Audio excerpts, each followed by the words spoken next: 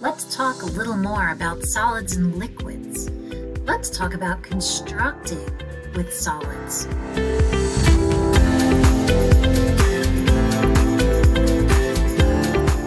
Engineers. Some scientists are engineers. Engineers use what they know about the properties of materials to build useful things. You will be an engineer who will build a tower. So let's talk a little bit about towers. Look at this picture. This is a tower. It's called a communication tower. It is rigid and tall. Those sound like properties to describe the tower. The base is wider at the bottom than at the top, and it can stand by itself. It has a very strong steel frame. Let's think about what are the properties of successful towers. Pause this video and write down some properties you think would make a successful tower. Now you can think back to the communication tower that we just spoke about. All right, did you write down 3 ideas that you have that would make a successful tower?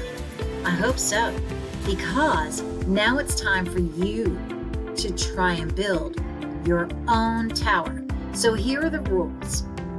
I'm going to need you to pause the video and to gather some materials. Let's take a look. So this is your challenge. I want you to build a tower that is at least 45 centimeters tall. So you will need a ruler to measure the height of your tower. And I would like it to be strong enough to stay standing in the wind. Well, what could you use as wind? You could have somebody in your family blow on your tower after you have constructed it, or you could place it in front of the fan. Now, we've got to think about the properties of objects that will be good to place at the bottom of the tower, and which ones would work well in the middle. Which objects would work well at the top. So in this challenge, I will not allow you to use your Legos. You may not use your Legos. Let's take a look at the picture we have here.